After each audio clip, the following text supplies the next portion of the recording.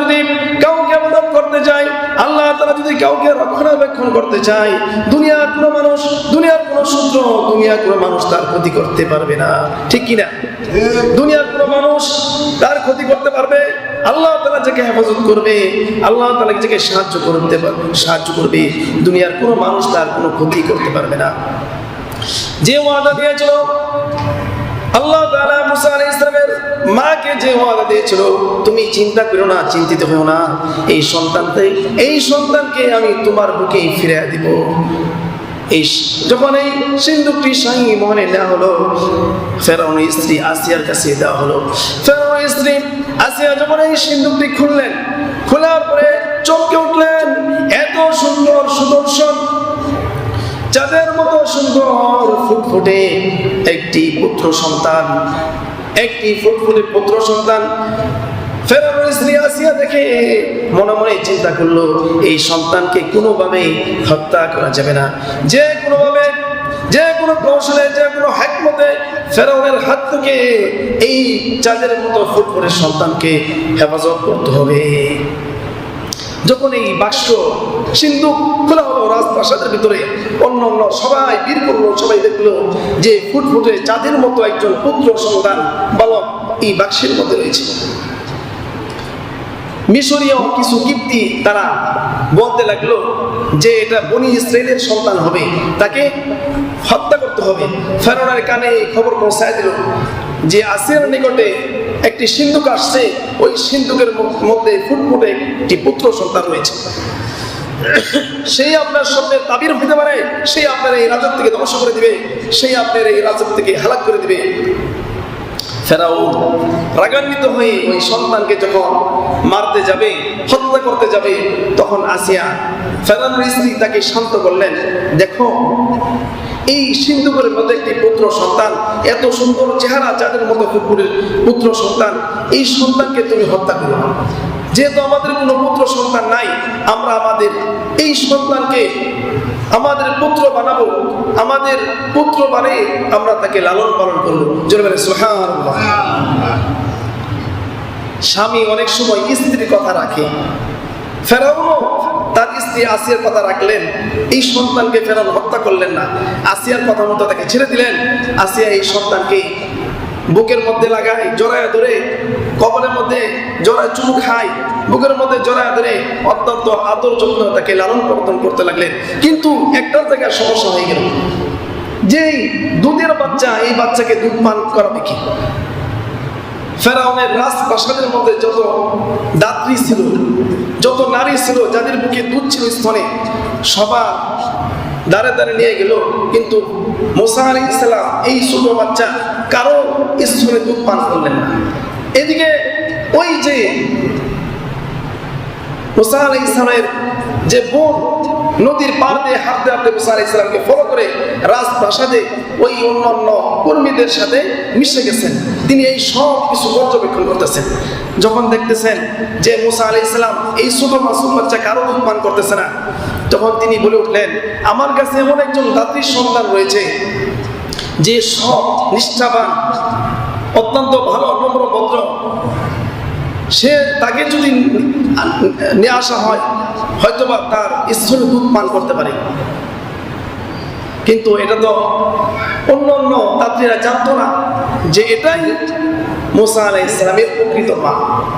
এবার আসিয়া ওই কর্মীকে বললো, ওই বাদীকে বললো, যাও তুমি ওই দাত্রীকে নিয়ে আসো। যখন মুসা আলাইহিস সালামের বোন তার মার নিকটে গেল, যে বলল, আপনার সন্তান আপনার কোলে ফিরে আসবেন। ফেরাউনের স্ত্রী আসিয়া আমাকে আদেশ দিয়েছে আপনাকে রাজপ্রাসাদে নিয়ে যেতে, কারণ আপনার সন্তান কোনো মায়ের দুধ পান করতেছে না, কোনো মহিলার দুধ পান করতেছে না, আপনার সন্তান আপনার বুকে ফিরে যাবে, আপনার দুধ পান করবে। মুসা আলাইহিস সালামের মা অত্যন্ত আনন্দিত হলো, খুশি হয়ে গেল, মনটা ভরে গেল যে আমার সন্তান আমার বুকে ফিরে আসবে, আমি আমার সন্তানকে আমার মতো পালন করতে পারবো। এই খুশি নিয়ে মুসা আলাইহিস সালামের মা দৌড়ায় রাজপ্রাসাদে গেলেন। রাজপ্রাসাদে যে তার সন্তানকে কোলে তুলে নিলেন। সন্তানকে কোলে তুলে যখন স্তন পান করতে দিলেন, মুসা আলাইহিস সালাম তার মার স্তন পান করতে লাগলেন। জোরে সুবহানাল্লাহ। কারণ আল্লাহ পাক রব্বুল আলামিন মুসা আলাইহিস সালামের মাকে বলছিল যে তুমি চিন্তিত হয়ো না, পেরেশান হয়ো না, তোমার এই সন্তানকে আমি তোমার কোলেই ফিরিয়ে দেব। আল্লাহু আকবার। আল্লাহ তাআলা মুসা আলাইহিস সালামকে তার মায়ের কোলে ফিরিয়ে দিলেন। এবার মুসা আলাইহিস সালাম অত্যন্ত আদর যত্নে ফেরাউনের রাজপ্রাসাদে আসিয়া কোলে এরকম লালিত পালিত হইতে লাগলো। এক সময় এই সন্তান মুসা আলাইহিস সালাম এক সময় যৌবনে পদার্পণ করলেন।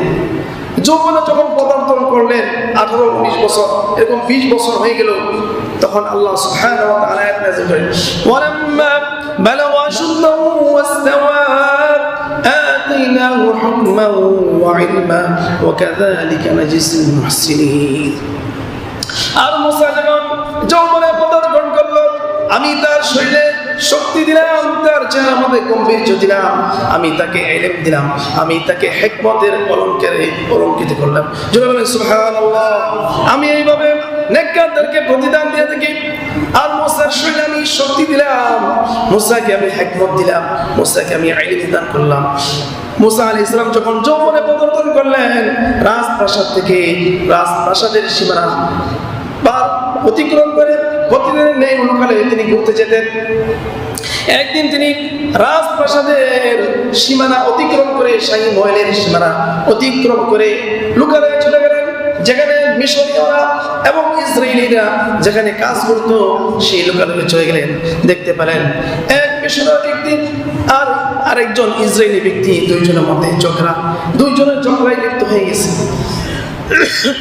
দুইজনে তাদের মধ্যে ঝগড়া। মালাম ইয়ালাম قال سبحانه وتعالى كل من عليها فان ويبقى وجه ربك ذو الجلال والإكرام وقال جل جلاله ولما بلغ أشده واستوى آتيناه حكما وعلما وكذلك نجزي المحسنين।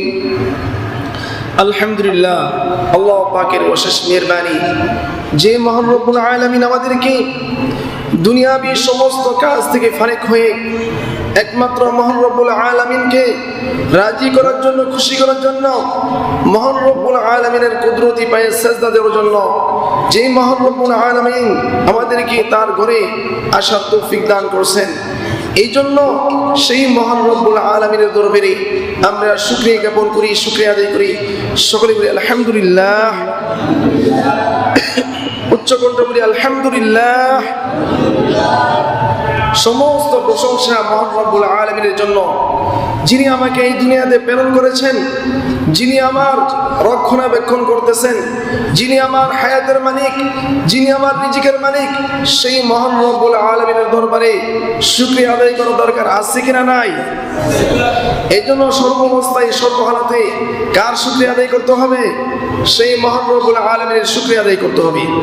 যদি আমরা মহান রব্বুল আলামিনের শুকরিয়া আদায় করি, মহান রব্বুল আলামিন আমাদের নিয়ামতকে বৃদ্ধি করে দিবেন, নিয়ামতকে বাড়ায় দিবেন। জোরে বলেন সুবহানাল্লাহ। এই জন্য সবসময় সর্বহালাতে আমরা আল্লাহ পাকের শুকরিয়া জ্ঞাপন করব, শুকরিয়া আদায় করব। আল্লাহ তাআলা আমাদেরকে বেশি বেশি শুকরিয়া আদায় করার তৌফিক দান করুন। আজকে আমার আলোচ্য বিষয় হলো যে মহান রব্বুল আলামিন আমাকে এই দুনিয়াতে প্রেরণ করেছেন, যে মহান রব্বুল আলামিন আমাকে এই দুনিয়াতে প্রেরণ করার পরে আমার সমস্ত দায়িত্ব তার হাতে নিয়েছেন, যিনি এই বিশাল বড় আসমানকে সৃষ্টি করেছেন, যিনি ওই বিশাল জমিনকে সৃষ্টি করেছেন, যিনি পাহাড় পর্বত নদী মালা সৃষ্টি করেছেন, এই দুনিয়াতে কার হুকুম চলবে? জোরে বলেন। সেই মহান রব্বুল আলামিনের হুকুম দুনিয়াতে চলবে এবং তার হুকুমই দুনিয়াতে প্রতিষ্ঠিত হবে। আজকে যদি কোনো তাগুত শক্তি, কোনো অপর শক্তি আমার এই মহান রব্বুল আলামিনের হুকুম পালন করার জন্য, এই হুকুম পালন থেকে আমাকে বঞ্চিত করে, আমাকে বাধা দেয়, তাহলে সেই তাগুত শক্তির মোকাবেলা করার জন্য আমাকে প্রয়োজনে মাঠে নামতে হবে। কথা বলে ঠিক কিনা? এই জন্য যদি কোনো তাগত শক্তি, কোনো রাষ্ট্রপ্রধান, কোনো এমপি, কোনো মন্ত্রী, কোনো দেশের রাষ্ট্রপ্রধান যদি আমাকে নামাজের বিরুদ্ধে, হজের বিরুদ্ধে, রোজার বিরুদ্ধে আমাকে বাধা দেয়, আল্লাহ তাআলার হুকুম পালন করার জন্য যদি আমাকে বাধা দেয়, তাহলে তাদের বিরুদ্ধে প্রতিহত করতে হবে, গণ আন্দোলন গড়ে তুলতে হবে। কারণ এই পৃথিবী যার হাতে সমস্ত ক্ষমতা, যিনি সব কিছুর মালিক, যিনি আমার মালিক, যিনি এই জমিনের মালিক, যিনি আসমানের মালিক, যিনি সমস্ত ক্ষমতা যার হাতে, এই পৃথিবীতে তারই হুকুমত চলবে, অন্য কারো হুকুমত চলতে পারে না। যদি কোনো দেশে ধর্মীয় কোনো বিষয়ে, আল্লাহ তাআলার শরীয়ত কোনো বিষয়ে যদি কেউ হস্তক্ষেপ করে, নবীর বিষয়ে কেউ হস্তক্ষেপ করে, রাসূলদের বিষয়ে কেউ হস্তক্ষেপ করে, সাহাবায়ে কেরামদের বিষয়ে যদি কেউ কটূক্তি করে, ইসলামের বিষয়ে যদি কেউ কটূক্তি করে, তাহলে এর উচিত জবাব দেওয়ার জন্য আমাদেরকে প্রয়োজনে মাঠে নামতে হবে। কথা বলি ঠিক কিনা? কারণ আমি একজন মুসলমান, আমার ইমান রয়েছে। ইমানি জায়গা থেকে আমাকে আন্দোলন গড়ে তুলতে হবে। যদি আমরা এই আন্দোলন গড়ে তুলি, তাহলে কোনো অপশক্তি আমাদেরকে দাবিয়ে রাখতে পারবে না, কোনো অপশক্তি আমাদেরকে দাবিয়ে রাখতে পারবে না, আমাদেরকে ধ্বংস করতে পারবে না। হযরত মুসা আলাইহিস সালামের জামানায়, মুসা আলাইহিস সালামের যে ফেরাউন ছিল, সে নিজেকে খোদা দাবি করছিল, সে নিজেকে প্রভু দাবি করেছিল, যে সে বলেছিল সমস্ত ক্ষমতার মালিক আমি। সে নিজেকে আল্লাহ তাআলার সমকক্ষ করেছিল। আল্লাহ তাআলা তার এই রাজত্বকে, তার এই ক্ষমতাকে দুলিশাত করে দিয়েছিল, ধ্বংস করে দিয়েছিল। ইতিহাস সাক্ষী, হযরত মুসা আলাইহিস সালামের জামানায় যে ফেরাউন ছিল, ওই ফেরাউনের নাম ছিল রাইয়ান। ওই ফেরাউন তার রাজ্যের সমস্ত প্রজাদেরকে হুকুম করেছিল যে আমি খোদা, নিজে খোদা দাবি করেছিল, এবং সে যেই অর্ডার দিত সেটা পালন করতে হতো, সবাইকে সেটা মানতে হতো, পালন করতে হতো। সে নিজেকে রব বলে স্বীকার করেছিল। আল্লাহ পাক রব্বুল আলামিন তার এই ক্ষমতাকে ধ্বংস করার জন্য, তার এই প্রাচুর্যকে ধ্বংস করার জন্য আল্লাহ পাক রব্বুল আলামিন তাকে একটি স্বপ্ন দেখাইলেন। ফেরাউন সে এক রাতে স্বপ্নে দেখল যে বাইতুল মুকাদ্দাস থেকে একটি আগুনের গোলা আসতেছে। ওই আগুনের গোলা এসে তা সমস্ত রাজ্যকে ধ্বংস করে দিচ্ছে এবং মিশরীয়দের ঘর বাড়ি পুড়ে ছারখার করে দিচ্ছে। ফেরাউন যখন এই স্বপ্ন দেখলো, স্বপ্ন দেখার পরে সে তার রাজ্যের মন্ত্রীদেরকে ডাকলো এবং রাজ্যের যে জ্যোতিষী ছিল তাদেরকে রাজ দরবারে ডাকলো। ডাকার পরে এই স্বপ্নের তাবির সম্পর্কে, এই স্বপ্নের ব্যাখ্যা দেওয়ার জন্য জ্যোতিষীদেরকে আহ্বান করলো। জ্যোতিষীরা অনেক চিন্তা ভাবনা করে এই স্বপ্নের তাবির করলো, ব্যাখ্যা দিল যে আপনার এই প্রাচুর্য, আপনার এই রাজত্ব ধ্বংস করে দিবে একজন ইসরায়েলি বালক। যখন ফেরাউন জানতে পারলো, বুঝতে পারলো যে ইসরায়েলি একজন বালক আমার এই রাজত্বকে ধ্বংস করে দিবে, আমার এই ক্ষমতাকে ধ্বংস করে দিবে, তখন তার যে মন্ত্রী ছিল হামান, সেই হামানকে আদেশ দিল যে তুমি একটি বাহিনী নিযুক্ত করো, যেই বাহিনীর প্রধান কাজ হবে ইসরায়েলি বংশের মধ্যে, ইসরায়েলিদের মধ্যে যদি কোনো পুত্র সন্তান জন্ম হয় সাথে সাথে তাকে হত্যা করবে আর মেয়ে সন্তানদেরকে ছেড়ে দেবে। ফেরাউনের আদেশে হামান একটি গোয়েন্দা বাহিনী নিযুক্ত করলো আর কিছু দাত্রীদেরকে নিযুক্ত করলো। যখনই ইসরায়েলিদের ঘরে কোনো পুত্র সন্তান জন্ম হবে সাথে সাথে তোমরা তাকে হত্যা করবে। কিন্তু ওই দাত্রীদের অন্তরের মধ্যে এক ধরনের সহানুভূতি আসলো যে সন্তানদেরকে তারা ছেড়ে দিলেন, মানলেন না। এই ফেরাউনের 44 দ্বারা অবরোধের মধ্যে আল্লাহ সুবহানাহু ওয়া তাআলা এই ফেরাউনের 44 দ্বারা অবরোধের মধ্যে আল্লাহ সুবহানাহু ওয়া তাআলা হযরত মূসা আলাইহিস সালামকে দুনিয়াতে ভূমিষ্ঠ করলেন। জোরে বলেন সুবহানাল্লাহ। হযরত মূসা আলাইহিস সালামকে দুনিয়াতে প্রেরণ করলেন। নমরুদের ফেরাউনের এই 44 দ্বারা অবরোধের মধ্যে আল্লাহ সুবহানাহু ওয়া তাআলা মূসা আলাইহিস সালামকে দুনিয়াতে ভূমিষ্ঠ করলেন, মূসা আলাইহিস সালামকে দুনিয়াতে প্রেরণ করলেন।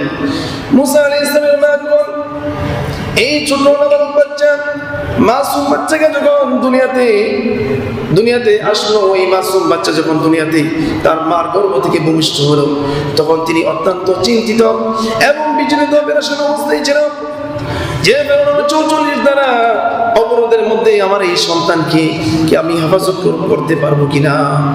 তিনি চিন্তিত হয়ে গেলেন, পেরেশান হয়ে গেলেন, কিভাবে আমার এই সন্তানের রক্ষণাবেক্ষণ করব।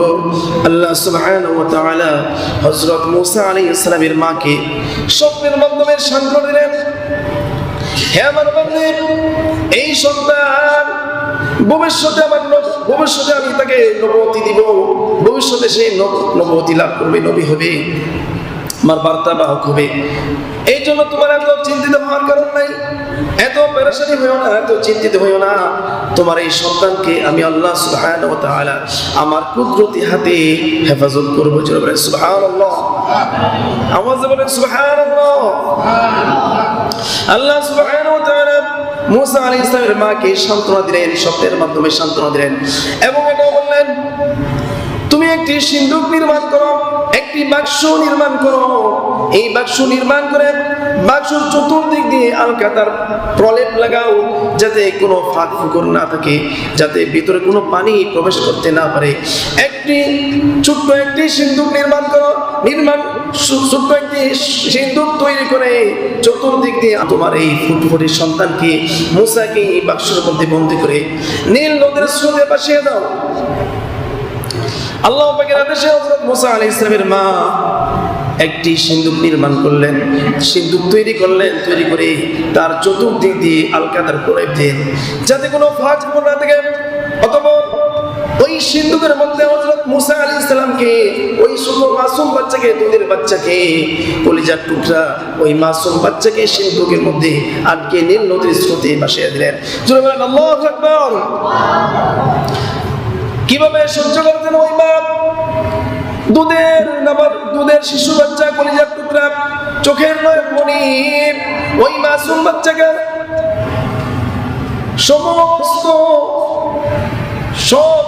সমস্ত ধৈর্য অপেক্ষা করে ওই বাক্সিক সিন্দুকের মধ্যে পড়ে নীল নদের স্রোতে ভাসিয়ে দিলেন।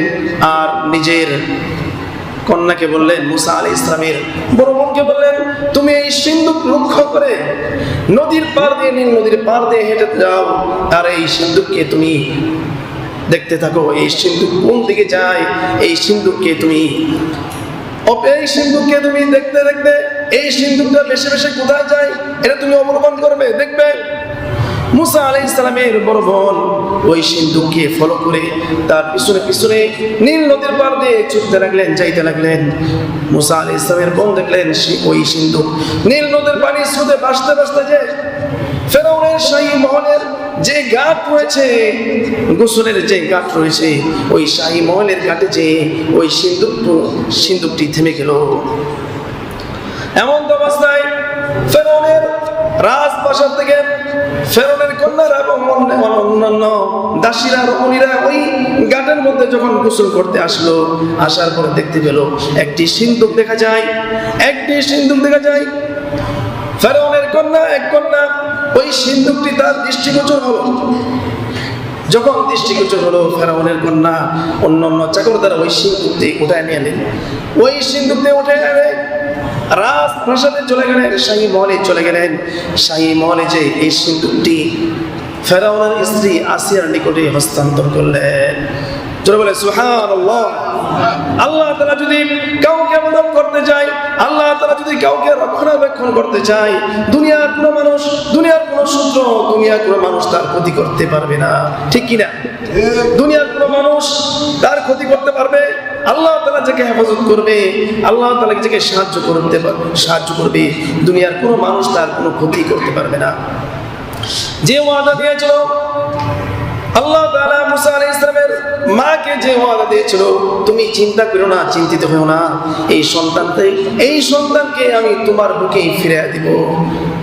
এই যখন এই সিন্দুকটি শাহী মহলে নেওয়া হলো, ফেরাউনের স্ত্রী আসিয়ার কাছে দেওয়া হলো। ফেরাউনের স্ত্রী আসিয়া যখন এই সিন্দুকটি খুললেন, খোলার পরে চমকে উঠলেন, এত সুন্দর সুদর্শন, চাঁদের মতো সুন্দর ফুটফুটে একটি পুত্র সন্তান,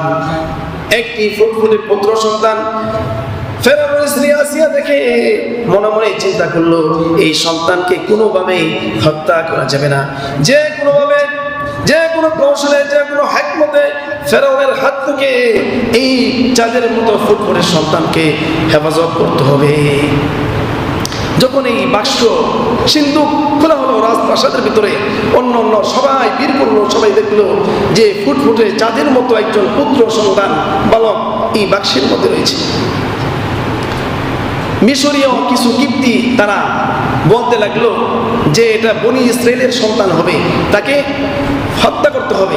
ফেরাউনের কানে এই খবর পৌঁছায় দিল যে আসিয়ার নিকটে একটি সিন্দুক আসছে, ওই সিন্দুকের মধ্যে ফুটফুটে একটি পুত্র সন্তান রয়েছে, সেই আপনার স্বপ্নের তাবির হতে পারে, সেই আপনার এই রাজত্ব থেকে ধ্বংস করে দিবে, সেই আপনার এই রাজত্ব থেকে হালাক করে দিবে। ফেরাউন রাগান্বিত হয়ে ওই সন্তানকে যখন মারতে যাবে, হত্যা করতে যাবে, তখন আসিয়া ফেরাউনের স্ত্রী তাকে শান্ত করলেন, দেখো এই সিন্ধুকের মধ্যে একটি পুত্র সন্তান, এত সুন্দর চেহারা, চাঁদের মতো ফুটফুটের পুত্র সন্তান, এই সন্তানকে তুমি হত্যা করো না। যেহেতু আমাদের কোনো পুত্র সন্তান নাই, আমরা আমাদের এই সন্তানকে আমাদের পুত্র বানাবো, আমাদের পুত্র বানিয়ে আমরা তাকে লালন পালন করবো। জোরে বলে সুবহানাল্লাহ। স্বামী অনেক সময় স্ত্রীর কথা রাখে, ফেরাউনও তার স্ত্রী আসিয়ার কথা রাখলেন, এই সন্তানকে ফেরাউন হত্যা করলেন না, আসিয়ার কথা মতো তাকে ছেড়ে দিলেন। আসিয়া এই সন্তানকে বুকের মধ্যে লাগায়, জড়ায় ধরে, কপালের মধ্যে জড়ায় চুমু খায়, বুকের মধ্যে জড়ায় ধরে অত্যন্ত আদর যত্ন তাকে লালন পালন করতে লাগলেন। কিন্তু একটা জায়গায় সমস্যা হয়ে গেল, যেই দুধের বাচ্চা, এই বাচ্চাকে দুধ পান করাবে কি? ফেরাউনের রাজপ্রাসাদের মধ্যে যত দাত্রী ছিল, যত নারী ছিল, যাদের বুকে দুধ ছিল স্তনে, সবার দাঁড়ে দাঁড়ে নিয়ে গেল, কিন্তু মুসা আলাইহিস সালাম এই ছোট বাচ্চা কারো স্তনে দুধ পান করলেন না। এদিকে ওই যে মুসা আলাইহিস সালামের যে বোন নদীর পার দিয়ে হাঁটতে হাঁটতে মুসা আলাইহিস সালামকে ফলো করে রাজপ্রাসাদে ওই অন্যান্য কর্মীদের সাথে মিশে গেছেন, তিনি এই সব কিছু পর্যবেক্ষণ করতেছেন। যখন দেখতেছেন যে মুসা আলাইহিস সালাম এই ছোট মাসুম বাচ্চা কারো দুধ পান করতেছে না, তখন তিনি বলে উঠলেন, আমার কাছে এমন একজন দাত্রীর সন্তান রয়েছে যে সৎ, নিষ্ঠাবান, অত্যন্ত ভালো, নম্র, ভদ্র, সে তাকে যদি নিয়ে আসা হয় হয়তোবা তার স্তনে দুধ পান করতে পারে। কিন্তু এটা তো অন্য দাত্রীরা জানতো না যে এটাই মুসা আলাইহিস সালামের প্রকৃত মা। এবার আসিয়া ওই কর্মীকে বলল, ওই বাদীকে বলল, যাও তুমি ওই দাত্রীকে নিয়ে আসো। যখন মুসা আলাইহিস সালামের বোন তার মার নিকটে গেল, যে বলল, আপনার সন্তান আপনার কোলে ফিরে আসবেন।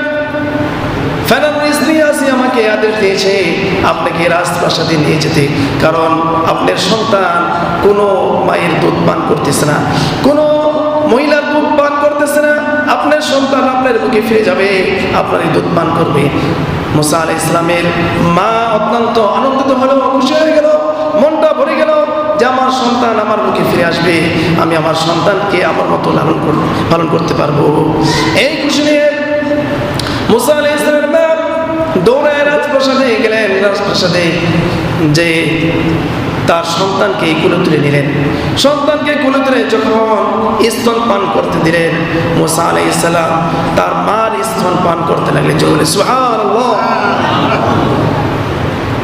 কারণ আল্লাহ পাক রব্বুল আলামিন মুসা আলাইহিস সালামের মাকে বলছিল যে তুমি চিন্তিত হয়ো না, পেরেশান হয়ো না, তোমার এই সন্তানকে আমি তোমার কোলেই ফিরিয়ে দেব। আল্লাহু আকবার। আল্লাহ তাআলা মুসা আলাইহিস সালামকে তার মায়ের কোলে ফিরিয়ে দিলেন।